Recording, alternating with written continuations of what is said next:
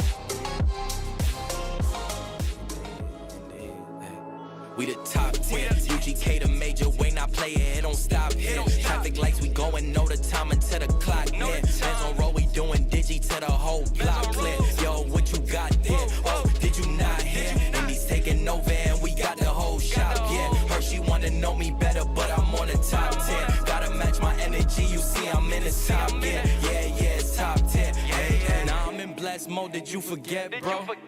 Put G.O.D. first and nothing less, no. On a radar per release, per request, yo. Life is like a dice game, that's a bet, though. Is you bugging, that's a dub. Shoulder shrug to the stub. Tell them hit the squatty up. See a line of cars meet up. Nah, don't bother us. Windows fogging up. If she in a passenger, then you know she finest. Damn, it's really still a bros and my blood love. All is all love, ayy. Episode is sponsored by Mailtrap, an email delivery platform that developers love. Try for free at mailtrap.io.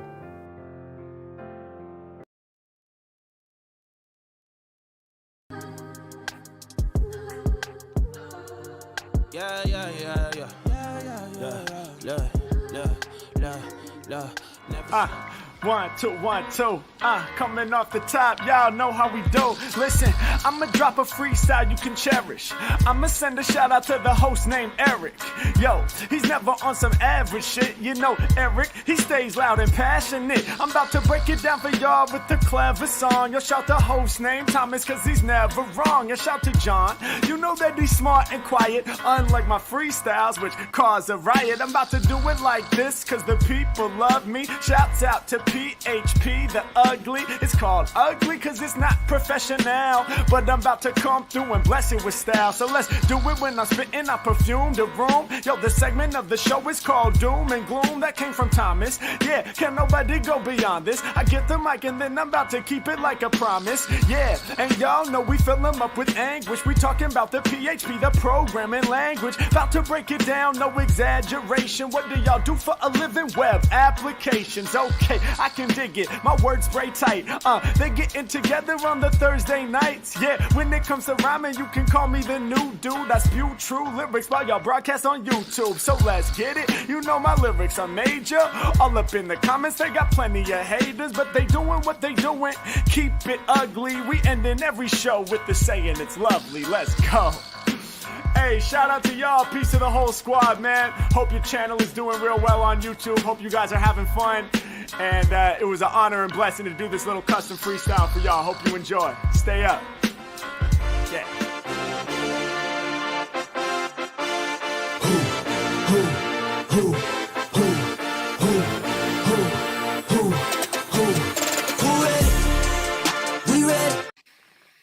I really, really need to figure out a way to like fade out of that better because it is shocking how pumped you get, and then the podcast starts. It's like, whoa!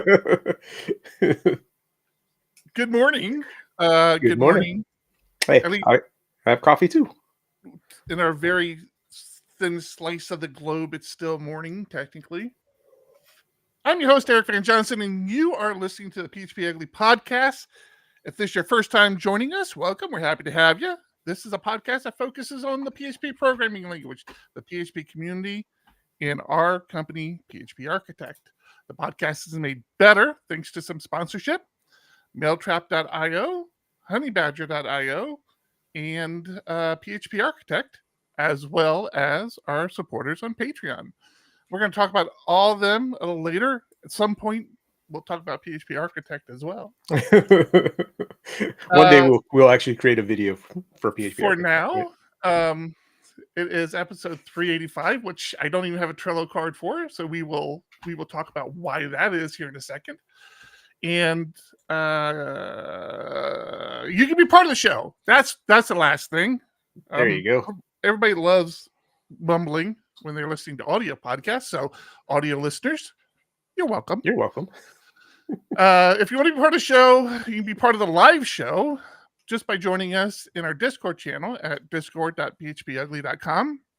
You can also chat on any of the streaming platforms, but Discord is really where it's at. Discord.phpugly.com. Go there. You can spend all week in there. Some fantastic people in there. I would call it a community. It is like my community now. That's where I personally hang out all week and, follow the chat. And I don't participate as much as I should, but so yeah, join us there, and you'll see your live streams streaming on the side of the show there. And we need your help. We love when you title the show for us. So in Discord, another reason to join Discord, bang title, and then whatever you want the title of the show to be, and you might be chosen. And you win. I'm already leaning towards early worm edition or episode.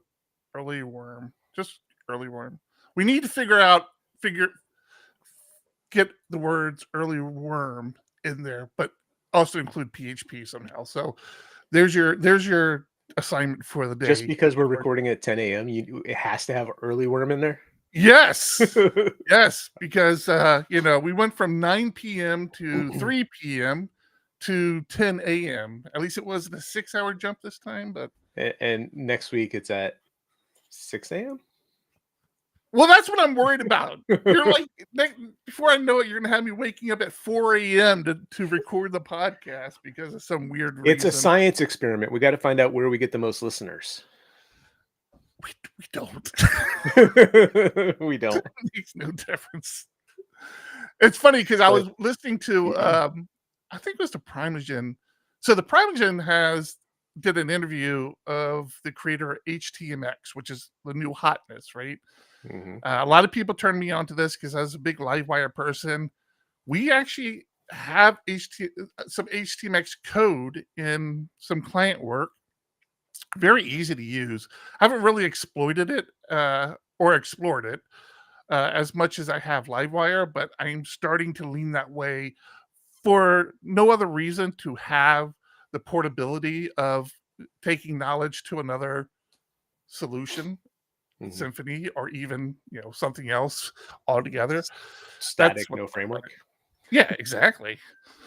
So, so I was saying, I was listening to the Primogen, and he was talking about how for years he streamed and he would get like 2 or 3 live viewers, and now, of course, the guy's blown up. The guy, he makes a living off streaming now. I'm like, yeah, that's us. We streamed and got 2 or 3 users, and now like 10 years later we've got like 8 or 9. So yeah, we're on that trajectory. We'll be there soon, I'm sure. Just as the internet crumbles, that's when what happened to you last week, man? What the hell? What happened to me last week? Were you upset that Trump got found guilty? That was it. You were just I was so upset I had to take the day off. Yeah. Was that the day it happened? I don't even know. Yeah, it's totally the day it happened. No, I mean, First of all, sorry for missing last week, but that sucked. That's all there is to it. Oh, I remember now. Oh, I'm sorry. I didn't mean to put you on the spot. I No, honestly didn't think about it. it's on my list of things I wanted to talk about. So yeah, it kind of works out. Okay. Yeah, I missed last week because uh, all of a sudden phone burner started getting reports of being down, and of course, being part of the ops team, I got to be on the call to figure out what's going on, start triaging, and that turned into 3 hours on Zoom trying to figure things out.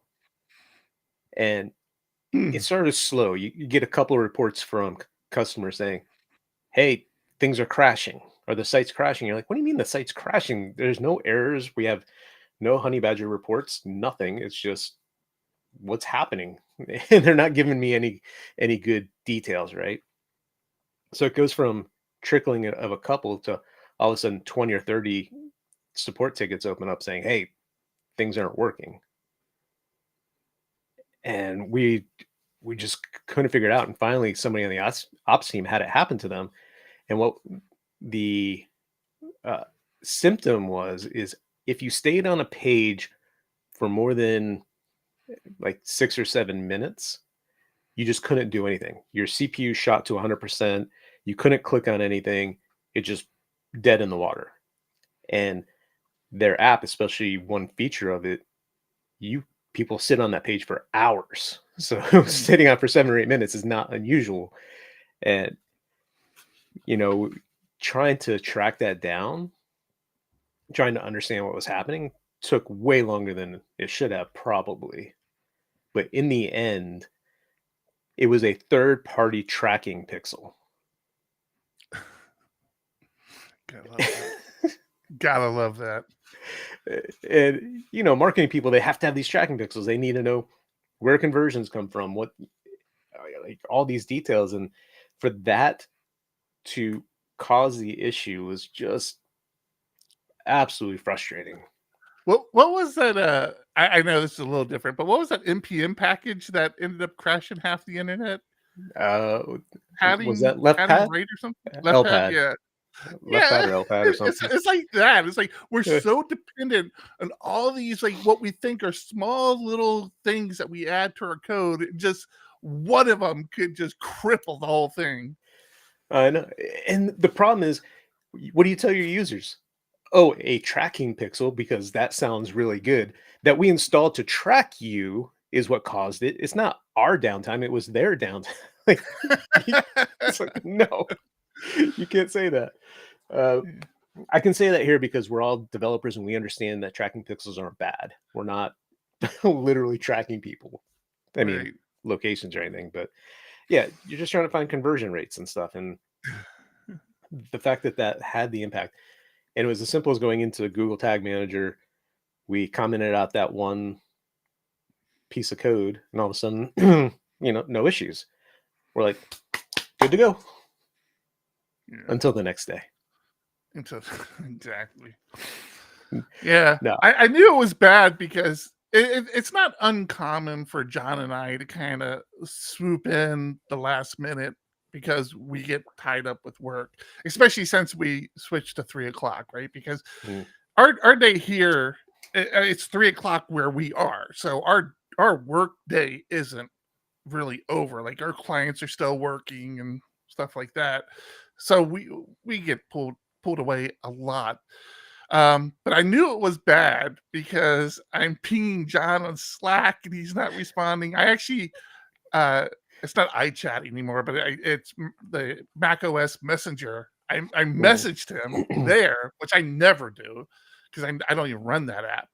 I'm like, dude, like, what's happening right now?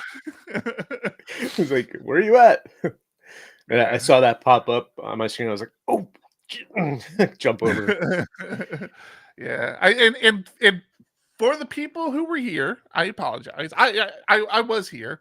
And I did try to wrangle up some last minute guests, but of course they were all busy as well because it was like the one person I reached out, they were like, I'm about 10 minutes from my house. Let me, I can get home and blah, blah, blah. I'm like, no, we're already 10 minutes into the show. So we're not going to go another, 20 minutes. Don't worry about it. But yeah. And I debated, like, I feel like, especially now it's just the two of us. I'm like, I really need to have something prepared in those situations, like a live coding session or something. But I didn't. I wasn't ready for it. I hadn't really thought about it. And I'm like, I'm bailing. So yeah. We're allowed to miss every once in a while. I mean, occasionally. Like you said, we're almost 8 years into the show. We rarely miss. So every once in a while, a last minute skip is gonna happen. Yeah. Yeah, besides that, no, I was serious. The next day it happened again. Oh, I don't think you told me about that. Completely different scenario. The same symptom though of the browser freezing, but this time it was on a partner website. It wasn't on the main website. It wasn't happening there anymore. We go to the partner website, and it was a very specific page, and it was immediately upon loading that page versus waiting 7 or 8 minutes. It wasn't the same script. It wasn't the same tracking pixel. It was actually a third-party form wizard, right? You put it into an iframe within your site, and it really was a step through wizard of collecting, what's your name and, just stupid information. But as soon as that page loaded, it froze. And of course, management is assuming, because it was Thursday, it was right after release, and release goes out Wednesday. They assume that we released some JavaScript that was just running rampant on these pages in certain situations. And I'm looking at this one, and it's not the same behavior. I took the iframe, and if I went straight to the URL, it worked fine. I took that iframe, put it on PHP Arch in an HTML page, so no PHP at all, no JavaScript, just the iframe, experienced the same behavior, just wouldn't work. And again, we spent way too long to figure out that third party had in their settings, there was a clear cache. Go in there, click clear cache. All of a sudden, everything worked. Again, that was another 2-hour meeting for someone to finally get access to that third-party service and click the button, because one, it took us forever to even think about trying that. And then again, because it wasn't our site, it wasn't our account, so we had to figure out how to get in there. Third parties suck. I hate depending on them. 100%. Okay, so if you were on the stream early, you might have caught a little slip up. I won't go into the details, but the service we use, which is restream.io, the service we use had an upgrade, and buttons are in different places. And I thought I was doing something very, simple, and then turned out to switch. So that might, the only reason I say it is, we may have other hiccups throughout the show. But yeah, that would be why, because we have new buttons, new places. I don't like where it has the people now, because it's like, oh yeah, if you're managing it and you're bringing people in and out, it's challenging. So right. So in the old interface, we always saw each other on the left panel. Oh, interesting. And then in the new interface, it's one of the other options on the right, so you don't always see the other person's camera, even if they're off screen. Yeah. I don't get it. What are you doing? So if I do this, can you still hear me? Yeah, can hear you fine. Okay, but if I so that's the difference between that. Okay. Oh my gosh, that's very jarring. Stop.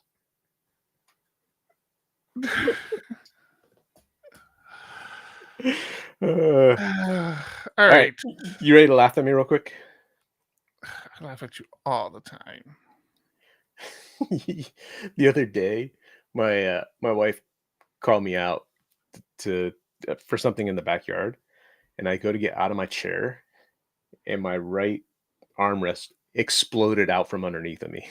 Literally just gone. Bolt sheared. I'm like, all right, I guess I've gained too much weight. It's time to get back on the diet. Yeah.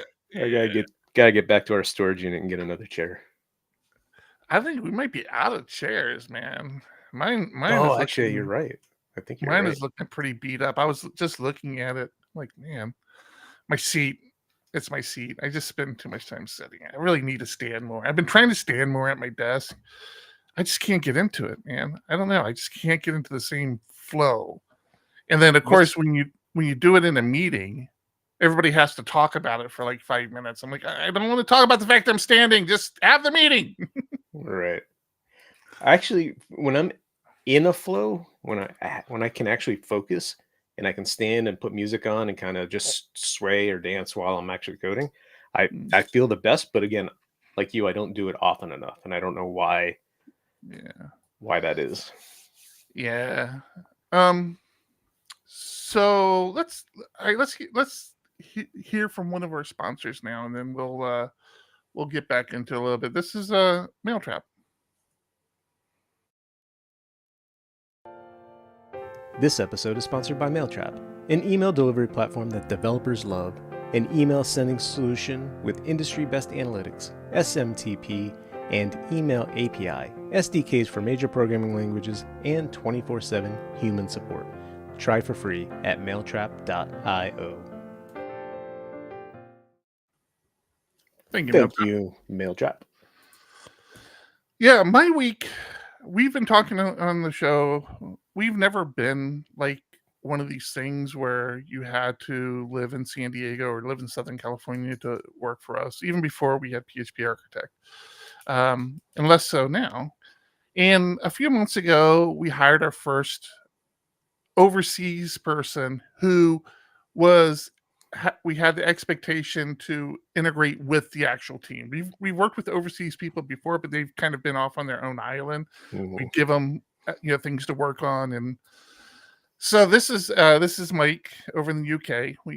We brought him on board, and been struggling a little bit getting the big difference in time, but like starting to get a handle on it. And then one of our key people who was so we have Mike in UK. We have another person on the East Coast here in the US, and then not pretty much everybody else was on the West Coast. And then one of our West Coast people moves to Japan, and all of a sudden I have the UK time difference and then the Japan time difference. I'm not sure what that time zone is, but and I've been struggling to kind of get a handle and get a comfortable workflow going where I'm confident that I understand what everybody's working on, and who's got the ball on certain issues, basically. So I really spent this week, I'm not going to say PMing the shit out of this, because I am a hardcore anti-project management person, but I am starting to hover that drain, because it's just been a challenge. And I'm noticing, because the person who moved to Japan was really kind of the lead person, who our most senior person, who really had their head around all the code, around all the issues, who best to address other things. And so them moving really removed them from that role as far as being able to delegate and manage these not micromanage, it's a bad word, but like more granular management than I was doing. I felt like I'd kind of moved on to like a higher level of organization at that point. Right. And so we sort of not promoted, but we kind of talked to our next senior person and said, hey, we really kind of need you in this role. But it's like a ramp up period. And it also really exposed how out of touch I had gotten with the more granular issues that people are dealing with in our group. So I'm like, okay, I need a better understanding of who's working on what. And so I started kind of working on project management flows, and I hate to say it, but I this week I had the team start doing like a daily stand up where I don't call them, I'm not talking to them. It's just like a Slack thing. And man, I after doing it for a while, I remember, like people are like, yeah, no, after you do it for a while, you really start to embrace project management. And I think they're idiots. It's horrible. I hate it. I hate it. Like every time, it's just one more thing to do. right? It's like every time I open my IDE, like whenever I open PHP Storm and I start to type a line of code, something comes up. A client reaches out to me, something comes up every time, and then you go down these paths. And I'm that developer. Like I need to be in my zone. Like don't talk to me. Let me code for an hour or two. And I can't break away and then get back into my flow very quickly. And up until recently, I would code during the day. I'd work on client work during the day, and I'd work on PHP Architect at night. So it took me a while to recognize why I was falling behind on some of my tasks for clients, because at nighttime I would start, coding, and I felt like I got some coding done for the day. I'd work on PHP Tech TV or whatever else, and then I kind of came to the realization, it's like, I'm not coding. Like, I have all of these projects for clients queued up that I haven't touched in like 2-3 weeks now. I'm like, oh, this sucks. I need to figure this out. So, still working on it. I'm feeling better. Like, yesterday, I spent the entire day yesterday going through all my to-do list stuff, all the tickets I needed to follow up on, everything outstanding that wasn't me coding. I finally got everything cleared up. I made sure all the tickets were accounted for. Somebody was working on everything that was important. But I hate it. I want to just code. We'll figure this out. I think it'd be nice to do a Zoom call stand up, but again, with the time zone difference, that makes it impossible. And even if all you do is take let's say you take 10 minutes, because you can't really get a lot done in 5 minutes. Say you take 10 minutes, you've got 5 employees. That's an hour out of your day every day, and that's if you get them back to back to back to back. It's well, just... I didn't mean a like one-on-one type of stand. Oh, you mean like a whole team? Yeah, like our Tuesday meeting, just more condensed versus going through all the tickets. Just a simple. What did you work on? What are you going to work on? And do you have any blockers? Like, are you waiting on anybody else for something? So here's the thing about that. And we are honestly a coding podcast, not a project management podcast, but this is where we are in our world right now. So you get to work through this with us. Here's my issue with that. We used to have, I worked at a company that had daily stand-ups, okay?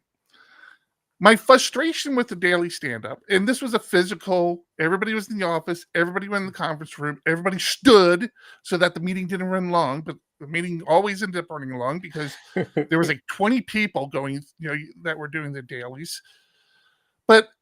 And I was a manager at that point. I think I was considered a manager at that point. So I didn't really have to do a daily, but I was in there because that's where we got our information. And I remember how frustrated I was because we had a project manager. There was a PM at this company. And I remember thinking to myself, we shouldn't have to do this every morning. Like, your literal only job is to know this. I'm talking about the project manager. Mm-hmm. It's like that's literally your only job. Like, you should be submitting reports to us every morning, telling us what everybody's working on and what everybody's focus is. So the fact that we were doing this daily stand-up was frustrating. And then, of course, as a developer, I'm looking at this. I'm like, all these people need to start coding. Like, if they're not coding, they're not getting their job done. So the fact that we're all standing in this office, again, I feel like the project manager should be reaching out to each one of them individually throughout the day, either the beginning of the day, middle of the day, or end of the day, and get a status check on them. Is that okay?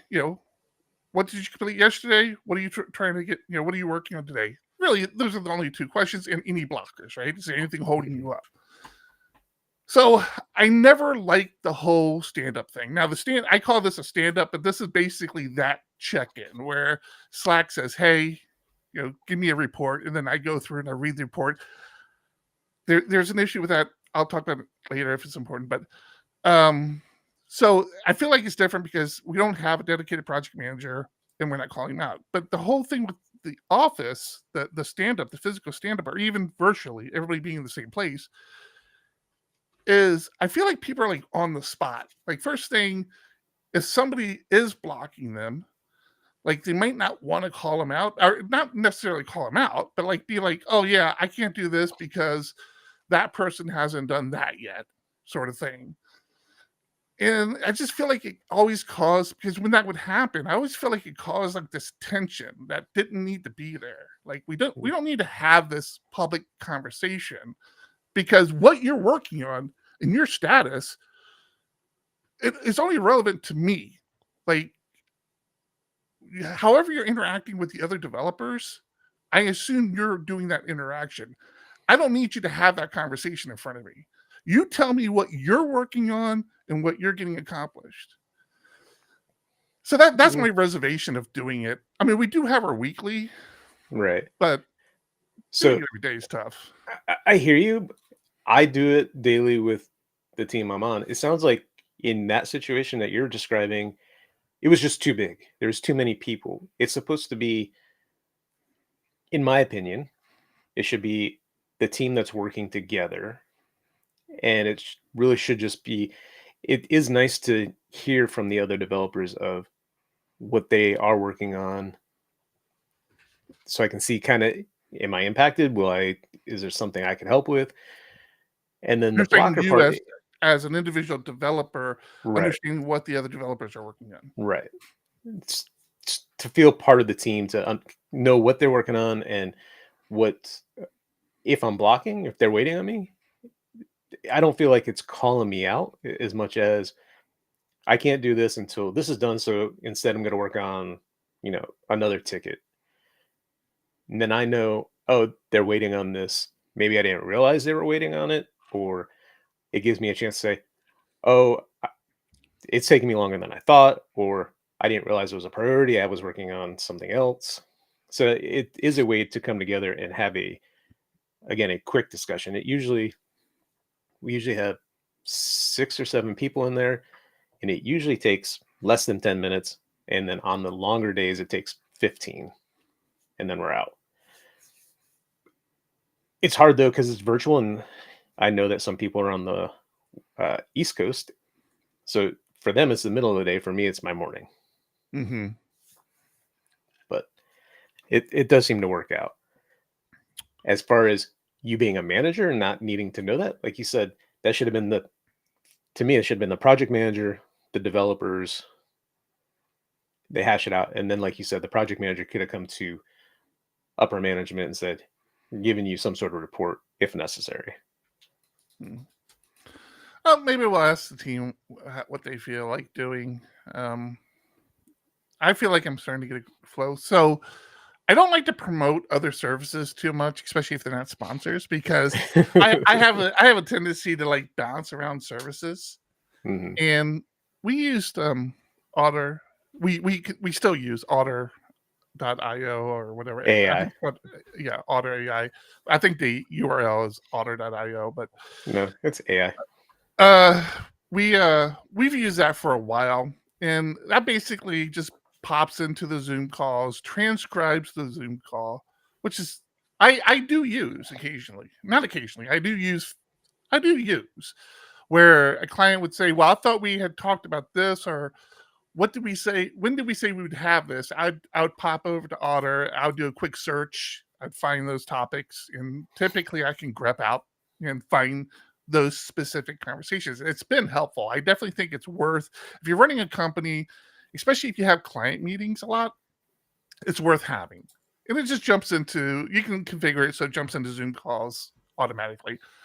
And recently it started doing, it would summarize and create follow-up actions for those calls. Never really great, the summaries and the follow-up actions, but it had some information, but I stopped looking at it because it wasn't good enough. And typically, if I'm in a meeting, I'm figuring out what the follow-up actions are. I don't need to go to Auto AI to do that. A client, and the biggest problem with, not biggest problem, one of the issues with Otter is that it had Slack integration, but it was only Slack integration in the sense that it would tell you when transcriptions were done. It couldn't like record huddles or anything going on in Slack. So a client who we have a lot of meetings with, in huddles, in huddles, yeah, said, "Hey, Eric, you should check out this new service called Read."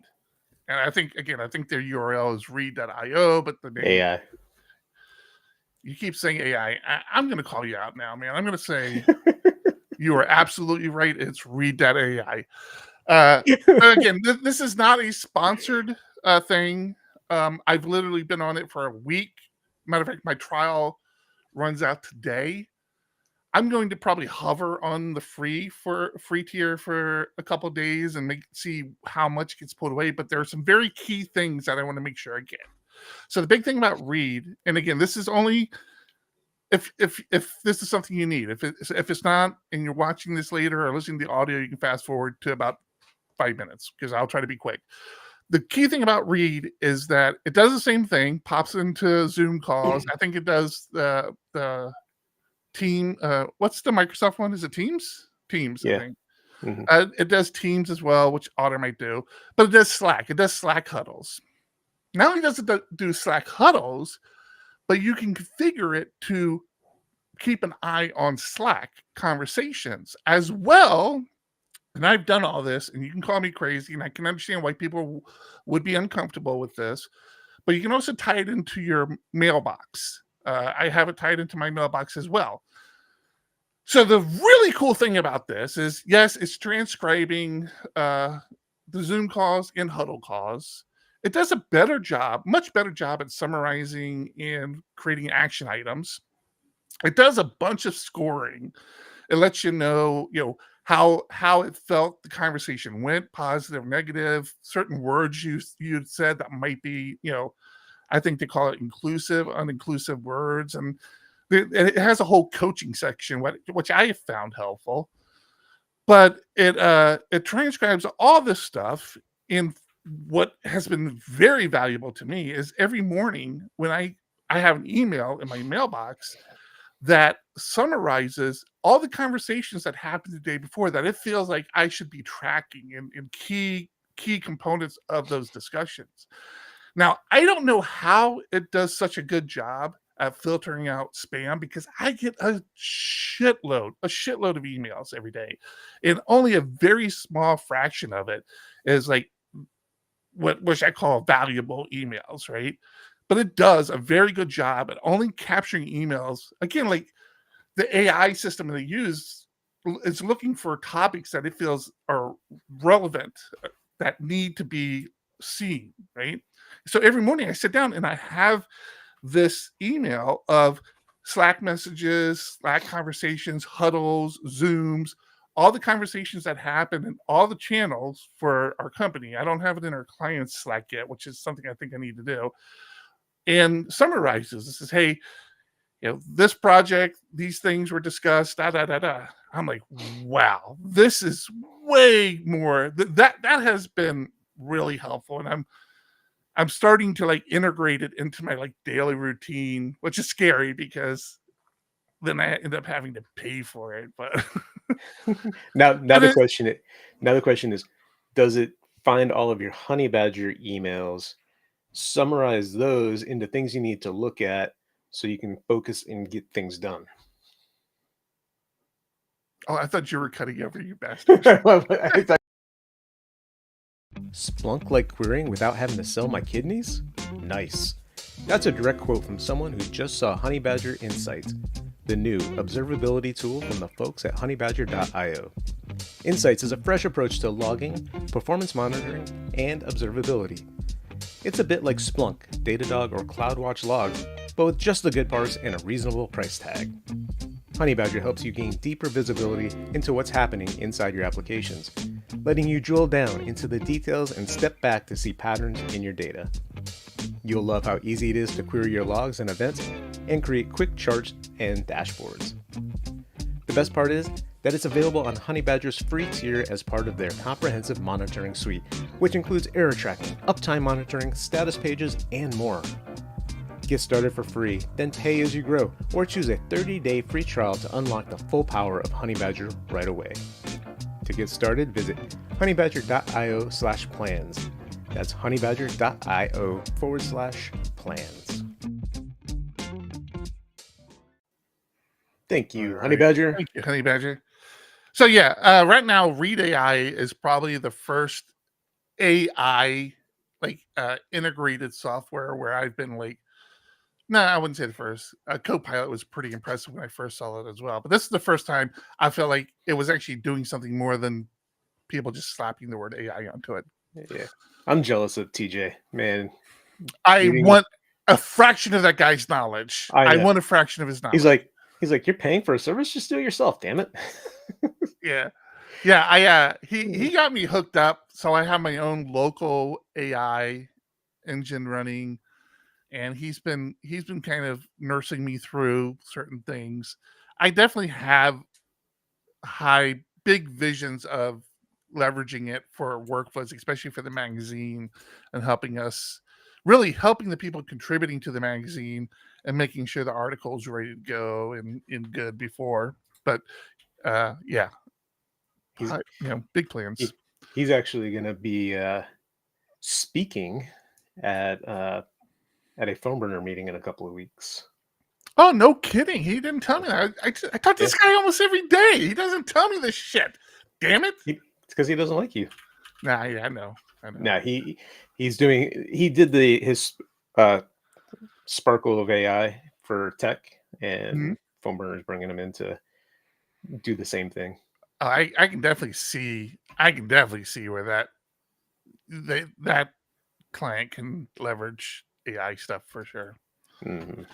Okay, speaking of leveraging services, we're always trying to make things more consistent, easier, more automated. JetBrain used to have a service out there that I was always intrigued to try to use and never really got around. Like I would spin it up and try like a free tier and then forget that I had it spun up. But John, I'm trying to share things. How the hell do you share shit now? Same thing, right? You were sharing earlier. I had no. Yeah. No, I'm trying, man. I don't know what I'm doing. I hate these new buttons. Okay, so if I put that there, okay, there you that go. kind of worked. Yeah. So they had Spaces, which was like this development environment as a service. You could spin up your project, and I don't know if it was Docker under the hood. I assume it was, but you define your PHP level and you run everything. Always had a problem with it because like the database I would have local, and there was always like these weird quirky things. But it was like to really leverage Spaces, you really had to buy into the entire infrastructure, the entire CI system, and because that's really where it shined, right? Like you could use it just to do development, but it was really like the whole review, deployment, CI system. And I guess it came to the realization of, this isn't really working. So Spaces itself, as we know of it today, or it might have already happened, but it's going to go away. They're still going to have a service called Space Code, which is really meant to be more of a like a repo code review platform. I don't know what that looks like. I haven't used it, but I don't know. I just thought it was like, oh man, I'm sorry to see this go, but again, never used it. And I didn't not use it because I didn't think it was a good idea. I just could never get it integrated into my workflow.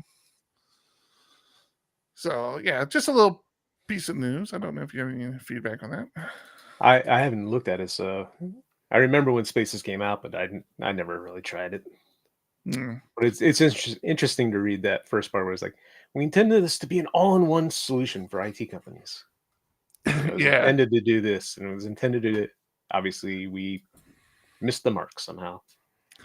And I mean, Really? to their credit, the big thing about JetBrains is they understand developers, right? They understand Right. that world. So I felt like if anybody could do it, they could do it. And yeah, it didn't work. It's hard, especially with companies that already have all of those pipelines in place. They already have their CI system, so trying to get them to switch is hard. Yeah. Earlier, you said that you didn't have Didn't do that. three. Wait, what happened? Hold on. Stop. Wait. God damn it. Hold on. We're doing this live. Let me create a new scene here. A new camera scene. All right, we're gonna put this here. What are you doing? I'm trying to do that. You just keep talking. Keep talking, John. Don't Earlier, worry. you said you didn't have a 385 card, and you said you'd explain why. In Trello. A what card? A 385? The show 385. We have a column where we drag stuff over, and you said you didn't have it, and Oh. you said you were going to explain why. And I'm like, are we talking beers now? What the? No. Yeah, no big deal. My script is designed to run before the 3 o'clock show. It'll probably pop up here in about 10 minutes. So yeah, I had to manually create it. No big deal. Gotcha. I'm gonna do something. We're gonna switch here again because I'm gonna do media. So the question is the bot running and taking title suggestions and the show notes, the links over to Discord? I would No, it's say not. no, because we moved stuff over, right? Has it moved over? No. Nope. Damn it! It is running. I don't know why that's not working exactly. Let's we'll keep talking and take a look at that. I was doing this other thing. Let me do this other thing first, John. Stop distracting me, John. Okay, so you have to set this stuff up beforehand now. That's the problem here, right? Right. I was wondering why you're trying to do this live. Yeah, because I need to know this stuff. Okay, I kind of like that, but I don't know. Do this. Okay, so now I can have the scene up, and we just switch between scenes. Don't really like that as much. I gotta be honest with you. Don't really like that as much. Okay, we're gonna move on to the next story, John, because I'm sharing it. DHH. If you don't know who DHH is, he's the creator of the Rails framework. He's the guy behind 37 Signals, Basecamp, all that stuff. I don't always agree with some of the opinions he has. He had a hot take recently.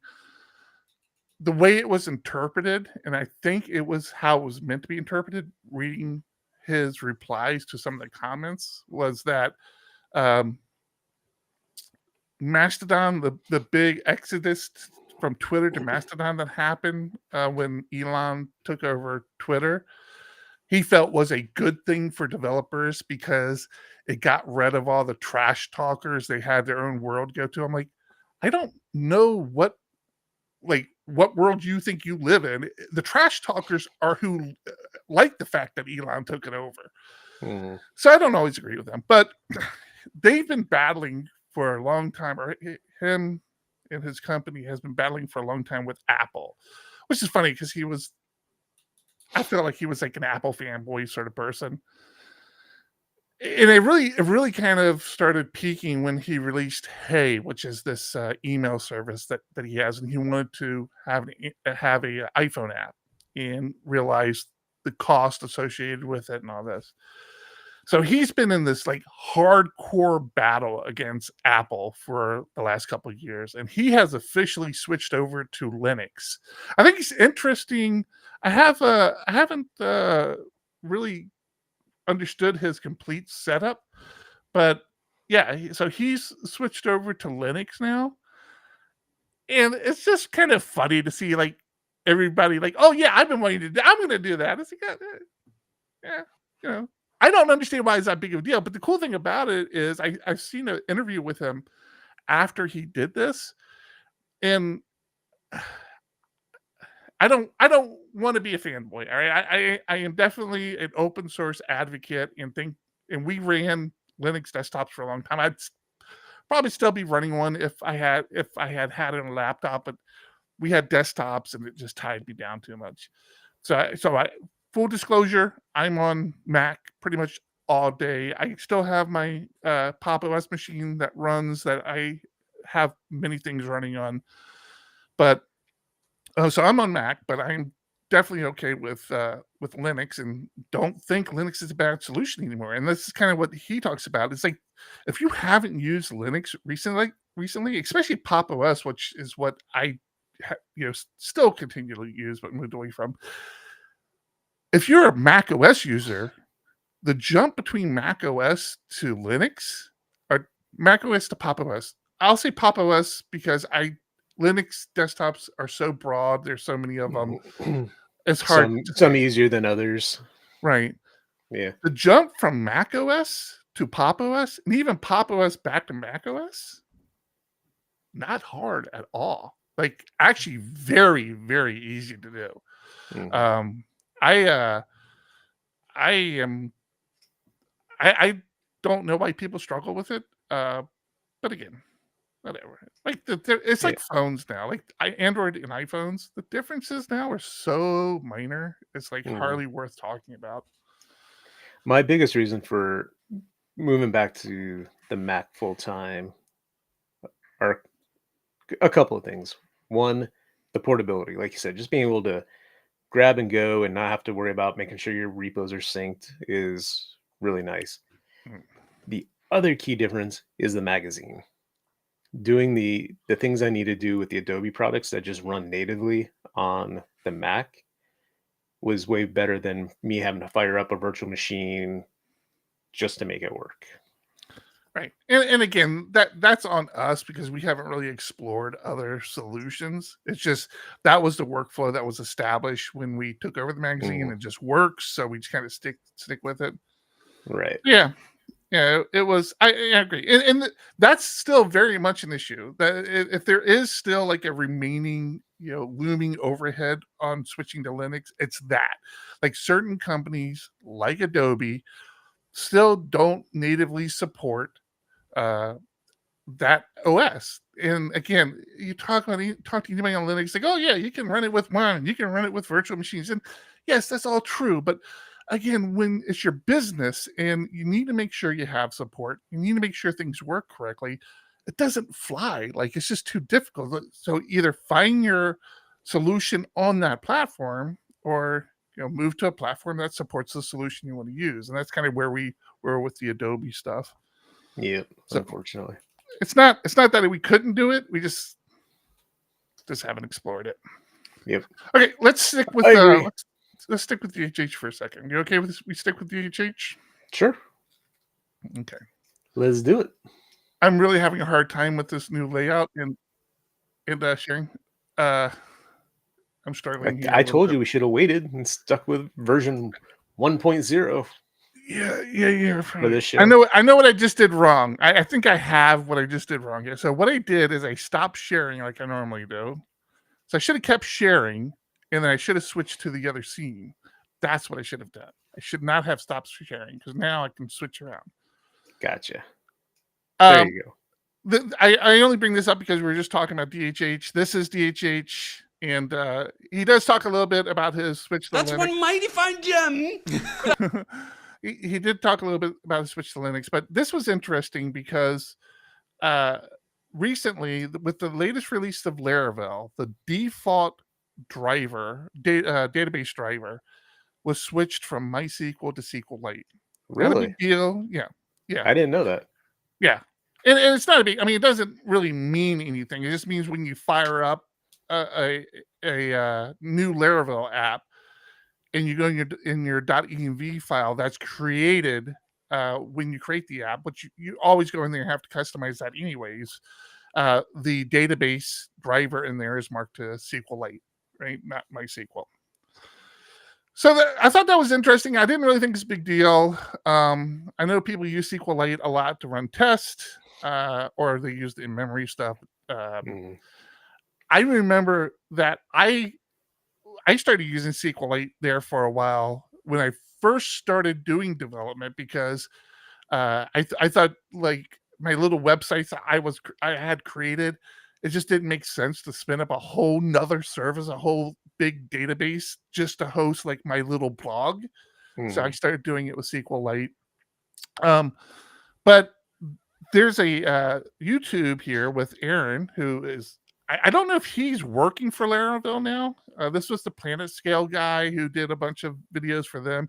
He's kind of off doing his own thing, but he really has a strong focus around Laravel. I don't know if he's working for Laravel, where this is meant to be like a Laravel channel, but he does a lot of talks with Laravel. But he had this, he pulls DHH in on a call.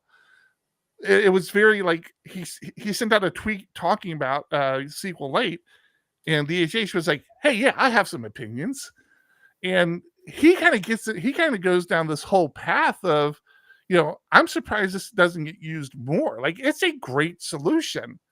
I don't know how you feel about it, John, but they just kept just going on and on about how good SQLite is. They don't think it gets enough airtime for solutions. I don't know enough about it. I know SQLite from many, many years ago where it was something you didn't use in production. And like you said, it's often used in tests. My only issue with that is I want my tests to mimic production as much as possible. I already use MySQL in production, so that's my go-to. Locally, I want to use, again, I want to mimic production as much as possible. So it's not for me right now. Maybe if I were to start something new up, give it a try, but that's why I'm shocked that it became the default in Laravel. And is it their intention that you're going to use SQLite in production as well? No, I think their intention was you do Laravel project, and you're off encoding. Like you can fire up a local, like Laravel has its own. It uses the PHP server that you can spin up and see stuff. You don't need your own database. You just have SQLite. That I think that was their thinking. I don't know. I haven't talked to Taylor about this at any of our little beer meetups lately. Because I talk to Taylor all the time. Yep, that's not true. I'm sure he has me blocked on everything. But no, I think that was the thing. It's like you do Laravel new, and everything you need is in your Laravel application to start development. I do remember you saying that.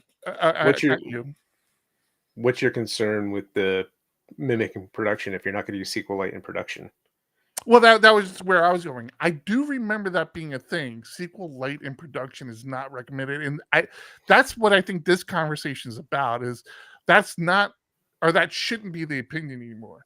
And let's be clear. When we're talking about using something like SQLite, we're not talking about big applications. We're not talking about load balanced applications, right? We're talking about these smaller applications, again, blogs or personal projects or anything, where why pay or why have this extra load of another service that you need to run. So yeah, we're not saying SQLite is a solution for everything, but we're saying, or what's being said is that SQLite is a solution that should be considered more. And I do wonder if there's still an argument, because SQLite is still an active project. It's not like they have not released new versions or made new versions. I didn't realize that SQLite was being developed by like 3 developers. It's not this big community project that I kind of assumed it was because it's an open source project. But basically, they're just saying SQLite is a solution that should be considered or should be thought about and looked at when you're architecting something, even if it's like a small personal project like a blog. So worth looking at. But I agree with you, John, as far as my development environment. I mean, this is the whole philosophy behind Docker, right? Having your development environment mirror production as much as possible. for the record. I agree. All right. Let's we should thank our supporters on Patreon. We should. But how do we thank them, John? It would be best if we could just share a video, but I don't know what's going to happen here. Let's see. What are you going to do? Okay, you're going to put it here in this one? Music. Kill the music. Okay. Thank you, our supporters on Patreon. I should move us down. I'll move us over here, I guess. Actually, let's just let them go full screen. There we go. You don't need to see our ugly faces. Thank you to our supporters on Patreon. Let's turn off chat. I don't know why I talk through everything. My my current wife, I have another room in the house that I will go and do development work in, because my office here, we've talked about many times in the past, has poor circulation, air circulation, and during the summertime, it gets a little on the warm side. So I go to another room in the house to do coding. And my current wife was in the room with me, like half the day in the room with me, reading and looking at her phone. And I all of a sudden became very self-conscious of how much I talk to myself. I'm just realizing she thinks I'm crazy. Like, she knows I'm crazy now. That happens to me often. I'll like freak out about something, like, why is that, or something. And then I walk out just to take a breather, and she's standing right in the room outside here, and she looks at me and just laughs. I'm like, yep, you caught me trying to figure something out. And oftentimes at that point, I walk, go do something else, come back in. I'm like, oh, figured it out. You just need that, get away from what you're working on in that moment. It's a real thing, man. It's a real thing. All right. I don't know, Jim. Where are we at? We good? I think so. This 10 a.m. thing, I freaking out with how much stuff I have. I have a 2-hour meeting coming up at noon. My kid is turning 10 next week, so I have a lot of stuff to do to get ready for his birthday party that's this weekend. And for some reason, we decided, this between you and I, don't tell the world, we decided to get him a tortoise for his birthday. So I was just thinking about this. This is crazy. I'm building a whole tortoise enclosure in my backyard for the tortoise, and gotta go get that all set up. So why? So, okay, let's talk about this for a quick second, okay? Because I've honestly been thinking about this. Because I had a friend that had a tortoise. Same thing. He had this tortoise enclosure, but he didn't have a fenced yard, and I have a fenced yard. And I know you have a fenced yard. Is the idea behind the enclosure just so you know where the damn tortoise is, or are you worried about it escaping? Predators. My dogs being the big one. And just that's why I'm thinking about getting a tortoise, something to like nip at my dog outside if the dog's something to do. Well, the one we're getting only gets to be about 6 inches big. It's not a desert tortoise or one of the big Galapagos tortoises. Not one of the ones you ride, yeah. Yeah, so yep, just having a space predators for it. You have to worry about. I think hawks, and depending on the size of the hawks, really? Yeah. We have hawks. Have a lot of hawks. Coyotes, bobcats, all the things I have in the back canyon behind me. Yeah. Make an appearance every once in a while. Yeah. So, yeah. We've been trying to train. We have a lot of birds, a lot of hawks in our backyard. But we also have a lot of crows.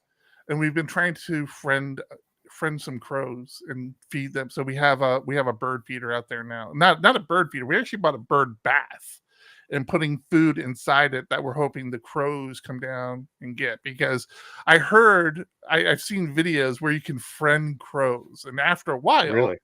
Yeah, they'll come up to you and let you pet them and feed them out of your hand. And then when they really get friendly with you, they'll start to bring you stuff because they realize, hey, they're giving me food. I should give them something so that they give me more food. It's usually shiny things. Like they'll find wrappers, sometimes jewelry, but they'll find things around, pick it up, and bring it to you. So we've kind of started this process of trying to friend crows. That's the first time I've ever heard that. That's so. Oh, look it up when you. It can't be that uncommon. I've seen a couple of videos on it. My in-laws actually bought a fake dead crow on Amazon to hang in their backyard to keep crows away from the backyard. Oh, is that a thing? Do Yeah. they go around where they see another dead crow? And then they skedaddle, yeah. Because you see a lot of places here that have owls, wooden owls usually. They scare off certain birds. Rats. I use it for rats, even though it doesn't work anymore. Because rats are freaking smart, dude. They figure stuff out after a while. Did I ever tell you about? So we have, again, much like you, we have a lot of wildlife behind us, and a result of that is you end up with rats. You know, you have to combat rats. I mean, it's not like they overtake the place, but every now and then you'll see them in your yard, or you'll see remnants of them being in your yard. I have them. I'll occasionally get dead ones in my pool.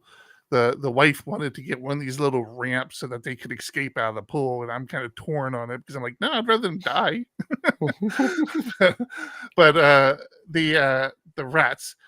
So I had you might see it's not the most humane thing to do, but I was desperate at one point when we first moved into the house. There were a crap load of rats. We still compete with them a lot. So I got those things that you see outside of commercial establishments, which are like just these boxes. They have basically poison inside of them that ideally make the rat sick so it doesn't come back, or kills the rat somewhere. But the rat comes in, they eat it, they run off, and something happens. They die or they get sick and they don't come back. But rats are really smart. And we had one rat. I got it on tape because I had to figure out what was going on. We got one rat that figured out what was going on. And this was after months of doing that. I would go out like once a month and see, what traps, had gotten the food eaten and replaced the food inside. It's just these little pellets. But all of a sudden, like I would start picking up these traps, and they'd be like filled with debris. I'm like, what the hell? And it would be so packed in there that the rats couldn't get to the little bait. I'm like, what the hell's going on? So I'd clean them out. And so after a while, I'm like, I got to figure this out. There was one freaking rat that would had figured out what was going on and would run through the yard and get crap. And it wouldn't be stuff laying around. Like this freaking thing would run away for like 10 minutes and come back with all this debris and start stuffing it in there. And he was, I am convinced he was doing it so that the other dumber rats didn't go in there and eat, because he clearly knew what was in there. So he knew not to go in there and eat, but he wanted to make sure his friends did it. And after a while, he got really efficient with it, where like, if I cleared it out, the next morning it would be packed again. I'm like, son of a bitch. So I can't use those anymore because he'd gotten too good with it. I put a video camera right outside my house here where my garden is at, and see them all the time. They're like, just get up there, and decided to start going through my the vertical planters and see them poking in there. I'm like, just get away from my food. Leave it alone. Yeah. Well, that's a great way to end the show. Rats. Yep. All right. I think that's it. We're good. For the record, we can't blame John for the early morning. The early morning is my fault. I have things planned later in the day that I could not get rearranged. I am only telling you this because I would love everybody to blame John, but I'm only telling you this because I'm not sure when I will get this audio version out. I know I have a lot of people overseas and stuff who enjoy listening to the audio version in the morning, Friday morning, on their trip to work or workout or whatever. Hopefully I have it done in time, but I don't know if I will. So if it's not out in time, blame me. Don't blame John. Or blame John. I'm fine with that. You can blame me. That's fine. Okay, cool. All right. We should queue up the exit stuff. We did our Patreon supporters, right? Because they're fantastic We did. people. Yep. Okay. We Is this going to did. cut over? This is. God damn it. So here's the thing, right? There's no way for me to queue up. Like, you have to queue up the scenes. Oh, I see now. We'll create a bunch of scenes after this. Now that we know how to use it, create a bunch of scenes where you just switch more easily. Yeah, I see. That's the whole thing. Because yeah. I see what they're doing here. Okay, cool. Okay, that's it. Episode 385 is in the books. I'm Eric. And I'm John. Keep it ugly. 1, 2, 1, 2. Coming off the top, y'all know how we do. Listen, I'ma drop a freestyle you can cherish. I'ma send a shout out to the host named Eric. Yo, he's never on some average shit. You know, Eric, he stays loud and passionate. I'm about to break it down for y'all with the clever song. Yo, shout the host named Thomas, cause he's never wrong. Yo, shout to John. You know that he's smart and quiet, unlike my freestyles, which cause a riot. I'm about to do it like this, cause the people love me. Shouts out to PHP, the ugly. It's called ugly cause it's not professional, but I'm about to come through and bless it with style. So let's do it when I'm spitting, I perfume the room. Yo, the segment of the show is called Doom and Gloom. That came from Thomas. Yeah, can nobody go beyond this? I get the mic and then I'm about to keep it like a promise. Yeah, and y'all know we fill them up with anguish. We talking about the PHP, the programming language. About to break it down, no exaggeration. What do y'all do for a living? Web applications. Okay, I can dig it. My words spray tight. They getting together on the Thursday nights. Yeah, when it comes to rhyming, you can call me the new dude. I spew true lyrics while y'all broadcast on YouTube. So let's get it. You know my lyrics are major. All up in the comments, they got plenty of haters, but they doing what they doing. Keep it ugly. We ending every show with the saying it's lovely. Let's go. Hey, shout out to y'all. Peace to the whole squad, man. Hope your channel is doing real well on YouTube. Hope you guys are having fun. And it was an honor and blessing to do this little custom freestyle for y'all. Hope you enjoy. Stay up. Yeah. Come on. Hey. All right. That was exciting. Thanks, everybody, for hanging out. Let me get the chat back up. So here's the thing about the scenes. I like the scenes idea, but like the chat, right? I mean, like the chat. Does the chat go to different scenes? Now, if I come back here, will the chat come back? Oh, the chat is associated with the scene. Oh, that is good. Okay. Yeah, so we can set up a bunch of scenes and switch between them a little more easily. Not back and forth like you've been doing this whole episode. Well, I mean, don't. Yeah, that's how it worked before, right? It does look like the switch is slower, right? Like this to that, as opposed to this. I can't turn this off without killing the scene, though. Actually, I don't even know how to kill the scene. Yeah, it seems like that switch is slower. Yeah. Thanks for no problem, Bruno. Thanks for hanging out with us. Jeffrey, TJ. I need to figure out, for fuck's sake's real name. Because I'm intrigued. Who else has been in here? I know Kenrick was in here. Joe was in here earlier. Oh, thanks, everybody. Thanks for hanging out with us.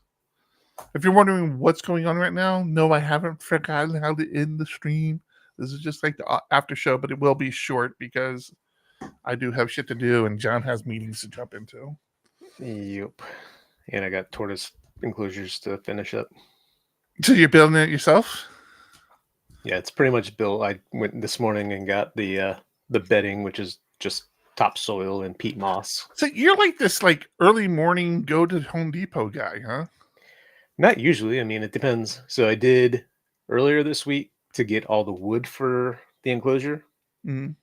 So dropped the kids off school, went picked up everything, came back, spent the last couple of nights building it. Good idea, Buggy. And it actually worked out pretty well. Yeah. I need to. I still owe my cats a catio in the new house. I built them a huge ass catio in our old house, and when we moved, I just destroyed it and threw it away. And I kind of have an idea of what I would do here after being here for a while. I just need to take the time one day and do it because I feel bad. Because like you said, we have a lot of predators. if you live in Southern California, you really don't have outdoor cats if you love them because they will disappear on the regular. It took me years to kind of come to grips with that because I am opposed to the whole, don't go outside, indoor only sort of thing. But cats just can't. They can't hang out here. They just can't do it. So the enclosure was always nice to give them some outside time. One of my friends that lives here has an outdoor cat, and they're just of the like, if it happens, it happens. It's nature. Like the cat comes and goes, does its own thing. Yeah. And he says they often expect to wake up in the morning and not be there. Ugh. Actually, I think it comes in at night, but like they don't always expect it to come home.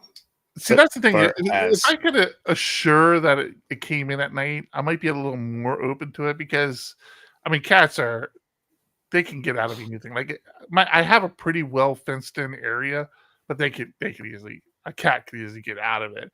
But if it would come home at night, I may be a little bit more inclined. But even still, it's not like cats only get attacked at night. Right. I don't know. I've never had an outdoor cat. All my cats throughout my life have been indoor. So I was always shocked when people had outdoor cats.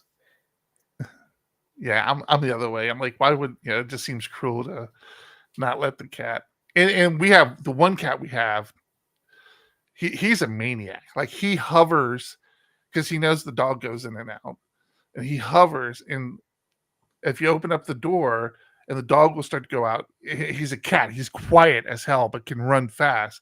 He will run underneath the dog and go outside with the dog. Like the dog and the cat conspire together to get him outside. He got outside on me again this morning. He's gotten to the point now where he doesn't go outside and try to run away. He'll go outside and says, "Okay, I'm outside. You let me be here for a few minutes now, so I'm going to lay down in the grass." And that's kind of the agreement we had. Like, okay, you got out on me. Now I have to be outside. But if I'm outside, you're outside. We're cool for a little while, and then I'll scoop you up and bring you back in. It works. All right, man. I gotta boogaloo. I gotta get moving here. So, Cool. Hanging out.